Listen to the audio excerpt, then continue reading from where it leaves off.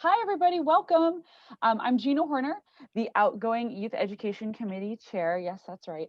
My last day is next Wednesday, and my final act as Youth Education Committee Chair is introducing this wonderful organization. And the way I kind of want to tee this up is that you're going to be hearing a lot more about SOTA as time goes on because they are just picking up steam year after year after year. And I think all of us come to the table when we're thinking about SOTA with different levels of understanding. Some of us might have really good relationships with SOTA. Some of us might be like, what? So we're all coming at it with different understandings. And the purpose of today is for all of us to leave here on the same page. What is SOTA? What do they do? How can I utilize them? And who the heck are they? So that's who I'm going to introduce to you guys first. This is Sarah Miller, the founder. Everyone say, hey. Very excited to start with you, my friend. Happy to call you my friend. Take it away, Sarah.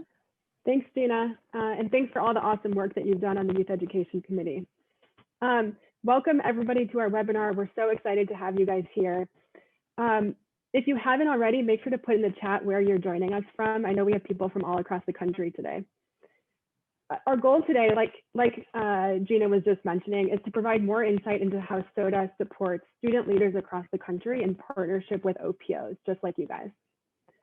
I'll start by telling you guys more about how SOTA was founded back in 2014, how we support chapters, and how we support OPOs across the country. We'll then hear directly from Anna Gunter, who's joining us as well. Hi, Anna. And she's a student leader. She's a senior at West Virginia University studying immunology and medical microbiology. She's the vice president at SOTA's chapter at West Virginia University. And she works closely with CORE, the Center for Organ Recovery and Education. Afterwards, we'll hear from Candy, a community development liaison at Donor Network West, who has an impressive background in radio, TV sales, and marketing for a PGA Tour. She's one of our OPO partners, and she will share about how she supports the chapter SOTA at University of Nevada, Reno. And finally, we're going to hear from Adriana, a recent grad from UW-Madison and an ER tech who just finished applying for medical school. She's a past UW-Madison chapter founder, and she's now part of SOTA's national team as a student outreach coordinator. And so she'll talk more about how SOTA's been adapting in a virtual environment, what concerns student leaders have been having, and how we're helping to address those concerns. And then lastly, we're going to have time for a Q&A. So feel free to drop questions throughout in the chat, and we'll also be able to take questions live at the end. So without further ado, I'd like to share a little bit more about how SOTA was founded. It really starts with my personal connection to organ donation. I'm part of an organ donor family, and back about 11 years ago, my older sister, Laura, passed away from a brain tumor. And my sister was extremely close to me. This was something I really could have never imagined happening. But in the worst days of my life, my family decided that Laura would be an organ donor. And what I realized after this tragedy was that I could focus my energy towards organ donation as a way to acknowledge the beauty of the gift that my sister was able to give. And so I've turned that energy, that negative, really into a positive by being able to support other students across the country who have a passion for organ donation, just like Anna, just like Adriana. And so many other students that we're able to support. With SOTA, so when I went to Washington University in St. Louis, which is where I went to college, I was really passionate about getting involved with organ donation on campus. And so I went to my local OPO, which was Mid-America Transplant, and I asked them how I could get involved with the cause. And I think like many OPOs, they weren't quite sure where to place me because OPOs are often very familiar with supporting adult volunteers, but it can get a little bit trickier when we start talking about students. And so I got trained through their volunteer training and then found a few other students that were interested in getting involved on campus with me. And so that's where we started. The very first SOTA chapter was at Washington University in St. Louis. And I say we piloted it for a few years. We didn't really know we were piloting at the time. But through that period, we learned that student advocacy on campus works, that students are really passionate about the cause and they're really eager to learn more about all the intricacies of organ donation. And so in 2017, we said we've got to expand this to more colleges across the country. And that's really what the catalyst was for our national expansion. Today we support 19. We have a few applications in the book, so soon to be more than 20 chapters across more than 13 states. And we get the chance to work with several of you guys on the phone to really support those chapters. And so Robin, I'd love if you'd pull up the diagram, that triangle diagram. What I'd like to start by explaining is what the goals are of a SOTA chapter. Every SOTA chapter has two primary goals. The first one is organ donation education, and the second one is organ donation registration. Those are really the two pillars that guide the work that our chapters do semester after semester. Every chapter is supported by both SOTA's national team as well as the local organ procurement organization. And Robin, are you able to share that? We'll give it just a second, but basically the model that SOTA provides is that we have two advisors for every chapter. And what that allows for is that SOTA chapters don't only get the support of SOTA's national team, and they don't only get the support of the OPO. And OPOs have such a unique expertise in community outreach in that local community and in organ donation. And then we pair that with SOTA's expertise in that student outreach component to really provide comprehensive support for our chapters. We'll share the diagram in the chat later on. I think we're having some technical challenges pulling it up. But the other thing I wanted to emphasize before we go into talking about Anna's experience starting a SOTA chapter and being part of a SOTA chapter is SOTA provides a lot of resources online for free. And that's something that we're really proud of, is that we have resources that are available at sotanational.org/OPOs. And for all of you guys on the phone, I think that's the first place I would recommend starting, is going to that page and learning more about how SOTA works with OPOs to find that student. And it really starts with one student. And so as an OPO, what we ask you guys to do is to think through what students you guys have in your service area. And if there's anybody that would be interested in kind of ratcheting their engagement up another level. And that's really the perfect candidate to start an organ donation chapter on their high school or college campus. Like I said, make sure to check out the sotanational.org/OPOs page. We'll also send that out and follow up. And Anna, I'd love to hear more about your experience with SOTA at West Virginia. Yeah, thank you, Sarah. So as Sarah said, I am a co-founder and the vice president of our SOTA chapter here at WVU. So I'm just going to share a little bit about how we learned about SOTA, how we got started, what we do, and what resources we use.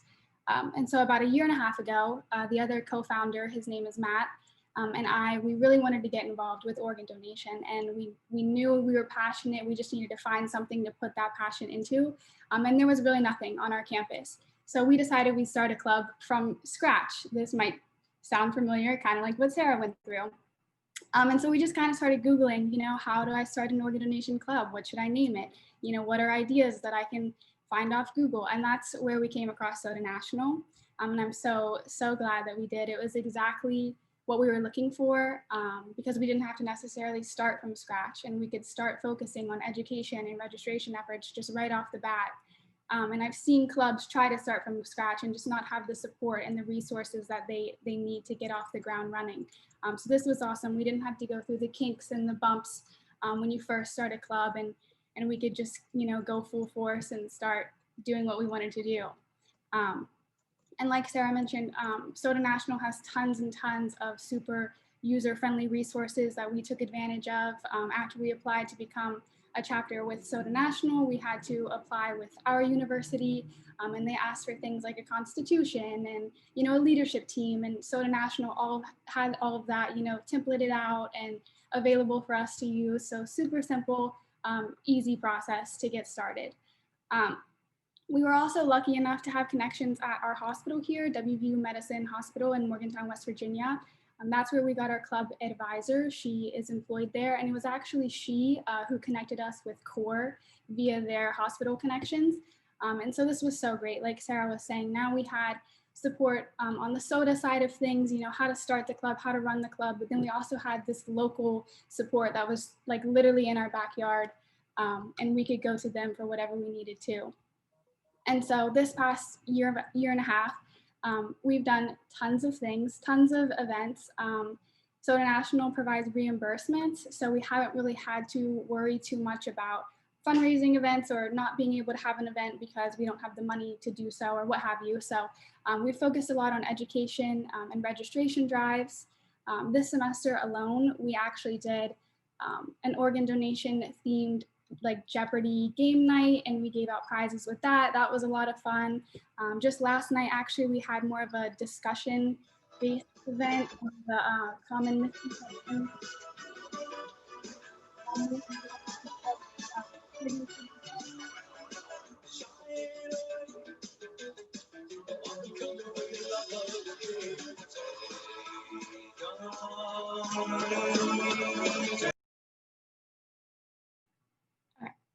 We're good. Yeah, so discussion-based event on the common misconceptions of organ donation and how we can provide the facts. And then also sometimes just some fun things. Like we're having a pumpkin decorating contest that's organ donation themed, just to kind of spark conversations and get people thinking about organ donation. So those are some of the events that we've done, and kind of going off of that, we've utilized CORE for all of these events. And one thing that we use a ton is, I think Sarah mentioned as well, their CORE ambassador training, which I'm sure you all have something similar, just, you know, going over the basics of organ donation. And this training really has allowed us to even have events, I'd say, because, you know, our membership has been growing, and although a lot of people are passionate about organ donation, they don't necessarily know everything that you would need to know to host a tabling event. So this has been really beneficial for us to use, and it makes us more comfortable. We don't have to be at every event for every second because we know we have members that have the right education. It's also nice because you can then volunteer at CORE events. I know CORE has messaged us a couple of times asking for volunteers for some of their tabling events that they've been having. And that's nice because college students love getting volunteer hours. So that's been super helpful as well. Going virtual, obviously things have been very different for us this semester, and we've tried to utilize social media a lot. I know CORE has been very helpful in finding us guest speakers, which has been really nice with the whole Zoom setting, whether that be someone from CORE, which is always awesome, or whether that be a donor family and recipient or what have you. So that's been another great thing. They also are really connected with the hospital that I mentioned, which has been nice. We had a big hospital transplant OR room tour thing planned that unfortunately was canceled due to COVID. But I know a lot of our students were super excited about that. A lot of them are pre-med and wanting to go into healthcare. So that's always a nice connection to have. But yeah, I always say, it sounds so cliche, but I just say being a part of this has just been so rewarding. And I'm so grateful for everyone that I've met. And, you know, we get emails every once in a while from people and they say, oh, this is so awesome. I really want to be involved with this club. I've had an organ transplant, or my dad has, or my mom's waiting on one, or whatever. And it's just a full circle moment, because just a year and a half ago, there I was looking for something to get involved in. And now I've helped create this platform that our students on our campus can get involved in. And I think it's important to think about that, you know, even though, because I'm graduating soon and I know that I'll take my passion for organ donation with me wherever I end up. But this chapter of SOTA isn't leaving WVU. So even as seniors graduate, there's always going to be new freshmen and new students coming in. And so to have this already established on campus and just to know that the impact will be made for years to come is just, it's really cool and it's really comforting. And I'm just really glad to be a part of it. So, but that's all I have. Thank you.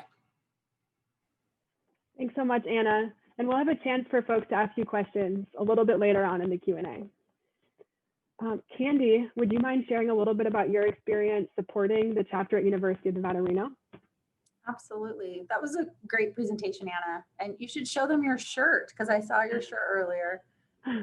So That is one example of the great materials that Soda National provides to the club members. And so, you know, as Anna mentioned, they provide just turnkey assistance all the way through the program. So, so I have been working as a community development liaison for Donor Network West for about 4 years. And we did find that we needed some additional help targeting that. They're not quite out in the world attending things like health fairs necessarily. Full-fledged adults living the family life. But at the same point, they weren't sitting through driver's ed classes in high school either. And so we thought, how can we really get a campus organization going? And so we were contacted by a student who was pre-med. He was part of a pre-med fraternity because he had a real interest in pursuing a career as a transplant surgeon. And so he was able to shadow one of our transplant physicians and just really secured his hope that he would do that someday. He actually now works for our organization as a tissue recovery coordinator, which was amazing, while he's applying for medical school. So we founded a chapter. It's been a little over a year, and we've become an official chapter with that gentleman's help. And he was part of a pre-med fraternity. So they're all undergrad students who are hopeful to have a career and apply for medical school. So of course, this looks amazing on medical school applications and resumes in the future. And so that was how we began this. He was a senior at the time, and so he was great about connecting us with younger individuals. So that was really nice, as Anna mentioned. That way it gives the club some prosperity, you know, some enduring opportunity if we have some of the younger students participate. So it's kind of nice to have, like, say, a president, maybe who's like a junior, and then there's younger students underneath so that it can last longer. So we work really closely with our SOTA chapter here in Reno at the University of Nevada, Reno. We have a monthly meeting, a phone call once a month, and just myself with the leadership. And we talk about problems they're experiencing, especially with COVID and everything being virtual. The club just started getting going when everything was sort of shut down. So we brainstorm ideas, we address some of their concerns, and then we also then at the same point can connect with SOTA National, which has been wonderful as well. So just recently, they were concerned that their number of club members wasn't big enough. So they were like, how do we get more club members? And so we worked with them to just really advise them that, you know, if you build it, they will come, you know, because right now the medical students is really who's making up the SOTA chapter. But the more that we put on events, virtual or otherwise, the more we will run into people on campus who have these personal connections. So they'll say, oh, my dad is a heart recipient, that kind of thing, or my sibling was a donor. And so we really kind of encourage them to just stay with creating really great events. I actually made note of your Jeopardy board and the pumpkin decorating idea, super cute. We've talked about all different kinds of things, like a Lonely Hearts Club mixer for National Donor Day, which is in February, of course, on Valentine's Day. And so we have the heart on our driver's license in Nevada. And so we thought, oh, if you have the heart on your driver's license, you can come to this like speed dating kind of thing. Like, it's just kind of just fun, like all the different ideas that they can come up with because they're young and excited and, you know, looking to just get out there, and they have so much passion and energy. So we've been really working collaboratively too on a program I'm trying to get underway at the University of Nevada, Reno, because it's one thing for me to come into the university with an idea or a proposal as an outsider. I did attend the school, but I don't go to school there anymore. And so having an official recognized club like SOTA, being able to work from the inside out, because if the students are proposing ideas to their leadership, they're much more likely to be listened to than me as an outsider. And so we're working on some really great things that we can do on campus together. And we also have the ability to provide them ambassador speakers. So they have a few events and they've been looking for people, but they don't know anyone who's been affected by donation quite yet. And so we work closely together for me to help them, you know, handpick the right person for these different opportunities. And so we've been working really closely together. holding all different kinds of events. And SOTA National has been wonderful in providing support, not only just the materials like the shirt and tablecloths and things like that, but also recognizing our organization and the club. Recently, there was a blog article and it featured the founding president and the vice president who are engaged. So their fiancés, and it was kind of a cute, like a little love story that they did for us. So just lots of support all around. And of course, the other OPOs, I'm sure I'm not alone in saying that if anyone does want to get a club underway and wants to speak with me more directly, or other OPOs who have SOTA chapters, I'm sure that we would all be willing to talk to you. And I can put my email address in the chat box. So do not hesitate to reach out and ask any questions. So thank you very much, Sarah, for having me today. Thanks so much, Candy. And we're so grateful for the support that you provide to our UNR chapter. I think it goes without saying that having both the support of SOTA's national team and the OPO really just helps elevate the impact that these chapters are able to have. I think this is a great transition because Adriana is actually the main face of SOTA when it comes to student outreach. So when one of our chapters has a question, they come to Adriana. And being a SOTA chapter founder herself, I think she brings a really unique perspective to the role. Adriana, we'd love to hear from you. Yeah, thanks, Sarah. So like Sarah just mentioned, I helped co-found the University of Wisconsin-Madison chapter not too long ago. And like she had mentioned, I really love having that perspective in this role as the student outreach coordinator. I think it helps me really relate to our chapters and connect with them through some of the, questions and concerns that they have. So, in hearing from Anna and hearing about someone from an established chapter, I think that's a good segue into talking about how we're supporting our chapters, like Sarah had mentioned, in this more virtual world. And, overall, we've been really impressed with all of the hard work and the dedication that our chapters have shown this semester and sort of enduring, through the different challenges and setbacks that, they've been presented with their campus being virtual, whether it's high school or college. And, like Candy just mentioned, it's really great that we're seeing our OPOs supporting our chapters as well, as they are facing a lot of, challenges just with everything being virtual and things changing. But, here at SOTA National, we've really tried to adapt to these changes and adapt to how we support our chapters. And, in doing so, for, a few examples, we provide a lot of resources. We've created outlines for our chapters and sort of to guide them in how to host, a donor registration event or a chapter meeting with a guest speaker virtually. So to really just be, supporting them and making sure that they have resources that they need so that they can continue to be successful in the face of these different challenges they've seen.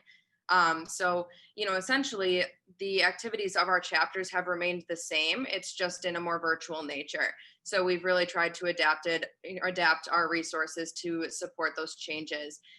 In addition to this, Anna had mentioned, we're really encouraging the use of social media in our chapters, and we've seen a lot of success with that.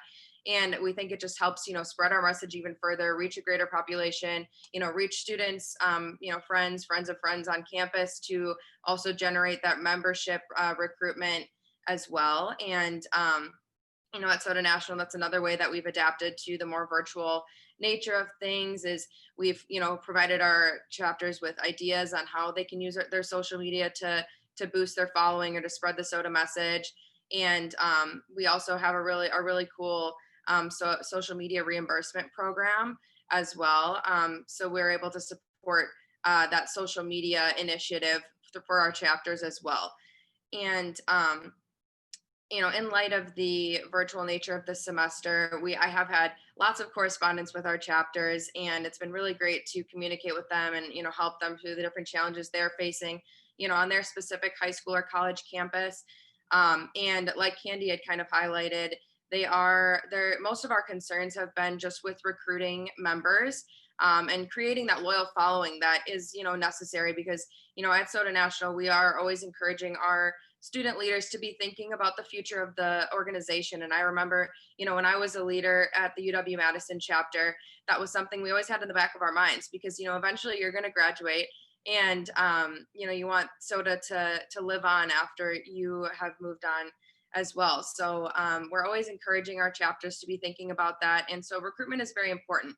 And I really liked what Candy had mentioned about, if you build it, they will come. And I think in my experience, that was the same. And so we've been doing a lot with our chapters to just sort of encourage them to, speak at different events with, organizations that are already established that, have a shot, are willing to give you a shout out, or professors, just different avenues that they can take on in their campus and in their community to reach more students. And then in addition to that, we held a brainstorming session not too long ago where we had lots of our chapter leaders from across the country meet together, and we sort of collaborated and had a discussion that I think led to, them inspiring each other and learning from each other, which was really great as well.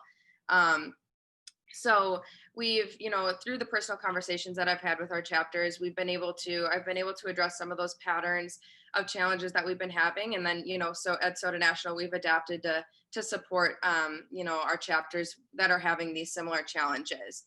But on sort of a more positive note, despite all of these challenges, we've really seen our established chapters step up to the challenge, and they've been really great. We're seeing, really great support from their OPO partners, and that's something that we're super grateful for. And I think that's, a main part of SOTA's success. Like we had said with our pillars, everything works together and really helps our chapters, do what they want to accomplish. And in light of that, I think it's really great that we have seen more interest this semester than we could have ever expected. Not only for just organ donation advocacy in general and having people reach out, wanting to inquire about what SOTA is, but also we've received, a lot of eligibility quizzes filled out on our website, which essentially is just a survey. It's the first step of becoming a chapter. And then with that, we've had quite a few chapter applications and some already recently approved this semester. So seeing that growth, especially in a time, with so many different challenges, has been really great. And, I think it just highlights that now is a great time to start a SOTA chapter, and I think high school and college students alike have realized this. And so we've been able to foster a lot of cool relationships and new partnerships to, support our students and support, continued growth of SOTA. And so, with that, I would just like to, because since so many of you are with our OPO partners, I just want to thank you for how you support our chapters. And, if you're new to SOTA today, I hope that you were able to learn a little bit more about what we do. And with that, I just want to continue to encourage you to, if you have that one or those few interested students, refer them to SOTA, and, we can continue our growth and gaining more chapters and ultimately, achieve our shared goal of educating about organ donation and getting more people registered to be organ donors. So, in my correspondence, in my short time as the student outreach coordinator in the last few months, I've heard a lot from students. I've had a lot of student referrals from OPOs, and that's always a really successful avenue. And so, I hope to see more SOTA growth like we've already seen. And I'd like to thank you all for hearing from me today.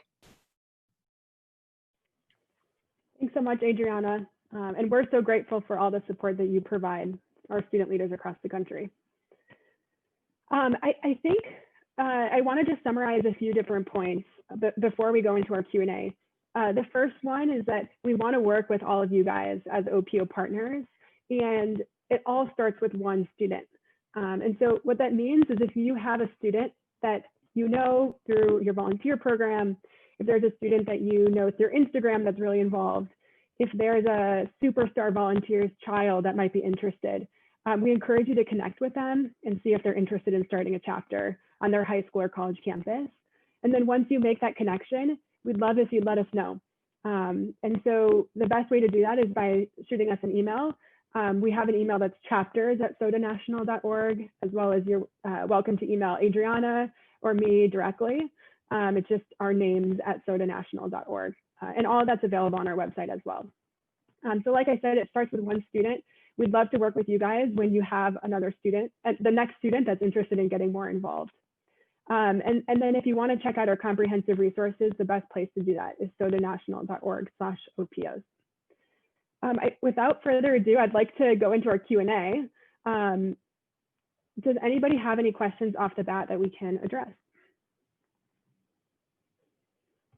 And feel free to turn your mute off or to add it in the question box.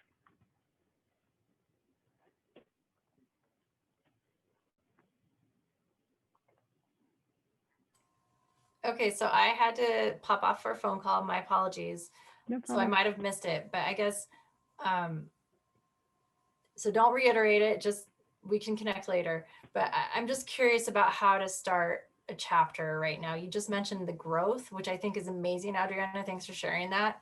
I think it's amazing that you're seeing growth right now in this period. I got to present, or we had a presentation with our Regis University nursing students. Now, granted, they're all seniors. So when I present to these seniors, are they going to be interested in starting a SOTA chapter? Probably not, because they're looking forward to leaving Regis at the end of the year. So do you have any tips on like what can we do to reach out when we are giving these presentations? Because I did have my SOTA slide in there. I mentioned it. I encourage students to ask about it. Do you have any tips on that? How to start a chapter? Yeah. Adriana, do you want to take this one? Yeah, so I think that's really great, and I can definitely resonate with that challenge. With them all being seniors, that does kind of put things in a difficult position. But I think that with that relationship that you have with those students, I think that in my experience and some of the correspondence that I've had with the chapters and chapter interests is, maybe they know someone else. Maybe they know someone that might be younger that they could refer you to, or I think that always encouraging, not only spreading the SOTA message and showing, what a great opportunity that would be. It's also, if you know anyone or you have someone that you think might be interested, refer them to me, because I think that, I've personally seen sort of that sort of train of events lead to things. And I think that while all of those students are seniors, which is unfortunate, maybe they know someone that's younger, or maybe, they have someone in mind that, they could see maybe wanting to do something like this, that they could advocate for SOTA and sort of, share the message and those goals. So I think that, using those students that you have already connected with, in your presentations and whatnot to, reach even more would be a great way to just continue spreading the SOTA message, and maybe finding a younger student that would be interested in starting a chapter. Would you also recommend working with faculty members, because this particular faculty member has us present to her students every single year? Yeah. Is that a way? Does anybody have experience with that? Great. Because I think that in all of the communication that I have with our different chapters and interested students, how they got involved with SOTA, how they heard about it is always different. And so, maybe that faculty member has a student in mind, or maybe that faculty member, while they already are having you come and speak and you mentioned SOTA, maybe they, have another class or another faculty member that would maybe want to have you present. And so I think that using that faculty member as an avenue to reach even more students is definitely something that would be a really great idea. Thank you. Adriana, do you mind touching on the 3 steps involved with starting a chapter as well, and what process you guide students through once the OPO has identified a potentially interested student? Sure. So essentially what it looks like is, whether like Anna, how they kind of just stumbled upon SOTA on Google, or, however they ended up hearing about SOTA, once they make their way over to our website, we have a really clearly outlined process of how to start a chapter, which is something that I really like about our website. And I think that it makes it really user-friendly. So step 1 is, I had mentioned it earlier, is taking that eligibility quiz. And it's a short Google form, just sort of, inquiring about their situation, and we review it. And I actually get notified when someone fills it out, and then I will go and reach out to the student and kind of get that ball rolling and understand better their interest and their position and their passion. So that's kind of how the process starts, is they fill out that form. And then after that, they the second step is we encourage them to go find 2 other students to join them, because we after, having 19 established chapters and then, more coming, we've come to understand sort of, the workload and what kind of, team they should have in the early stages of becoming a chapter. So we asked them to join with 2 other students to kind of become the founding chapter leaders. And we refer them to our SOTA National Resources page, where they kind of are able to be introduced to the different things that SOTA offers in regards to how they support their chapter, how we support our chapters. And, after that just kind of continues the process. And then the final step is they fill out a chapter application. And that's also just sort of a longer Google form. We ask them, more in-depth questions about their passion, what they want to accomplish. And, after filling that out, the recent ones that we've received, we respond with follow-up questions just to inquire even more and just kind of start creating that relationship with those students. And then if we feel like they, are ready to, start a successful chapter, we'll go ahead and approve them. And then, they get the wealth of resources and everything starts. So that's sort of how that process is outlined, and it's super user friendly. And I think it's a really easy and great way for our students to go through the process. Thanks so much, Adriana. We just got a question in the chat, which is, what are the costs involved in starting a chapter? One of the things that SOTA is really proud of is that there's no costs involved for the students that are looking to start a chapter. So Anna can probably attest, we don't charge chapters a $50 membership fee, none of that. We actually provide resources at the intervals that are needed by the chapters with no cost at all. When we work closely with our OPO partners, we encourage OPOs to contribute $2,500 per year as a service fee for the support that we provide both to the chapters and to the OPOs for their student outreach program. But we realize that every OPO's ability to pay is different. And so we realize that it's not possible for every OPO. So whether that be a smaller contribution or for some OPOs, it's not possible. And we still want to work with you guys, even if that service fee is not part of the equation. And we just got another question in the chat about social media reimbursement. Adriana, are you comfortable taking this one? Sure. I think I could explain it a little bit, and maybe you have some more to add as well. So, like I had mentioned, we are really encouraging our students to use social media more so.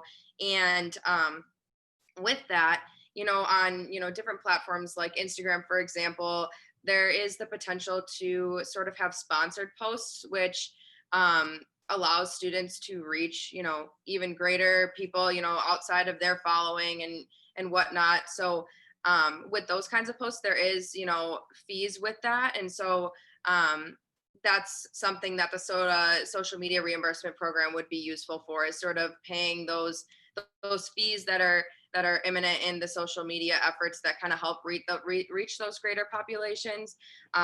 That's what that reimbursement is sort of designated for, things like that. Thanks, Adriana. And a little bit more on the specific amount that we reimburse. So in the past, we would reimburse chapters up to around $50 per event for things like pizza.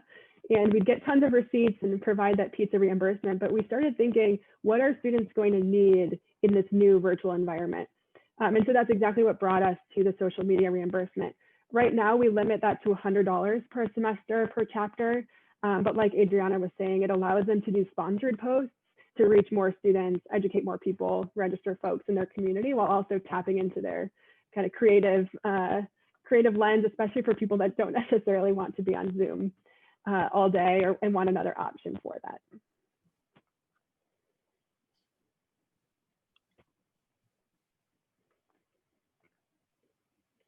And I see a little bit of chat about slides for presentations. We actually have a template slide that we've used before that we can put at the end of an OPO presentation to share more about starting a SOTA chapter. We also have template handouts that are on our OPO website. If you go to the Dropbox folder, you'll get access to tons of those resources that help basically make sure that you don't reinvent the wheel every time you need a new flyer or something like that.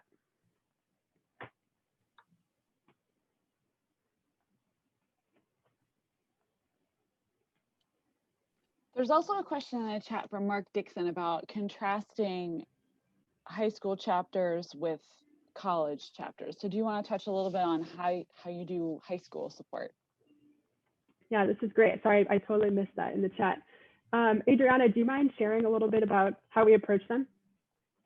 Sure. So that's actually something that once I sort of became acclimated in the student outreach coordinator role, I learned a lot more about, because obviously I founded a college chapter. So I'm noticing with our high school students that it is definitely a little bit different, but the support is very much the same, but in the sense that SOTA has, adapted resources for high school students, and, how things are sort of different with, organizations and how that works on a high school campus versus a college campus. So I've noticed in my work with the different high school chapters we have and the prospective chapters that we have is it's sort of kind of a case-based situation in my experience, because a lot of schools do organizations and how students pursue these different projects and whatnot differently. So I've been working closely with our high school chapters to sort of help them with, some of them they have like a very established like student organization type thing at their high school, and then some don't, and they have like these kind of like, they use SOTA and starting that chapter as like a passion project, and then they use that for different things in their school community. So in our high school chapters, to answer the question, the process very much looks the same. The process to start a chapter is exactly the same, and the resources look very much the same. But we work with our high school chapters really closely to help them navigate their school specific environment, and help them work with their high school faculty and whatnot to get that same sort of support in their specific high school community.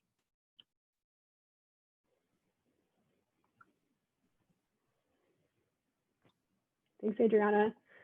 If there's any other questions, feel free to unmute yourself or put them in the chat.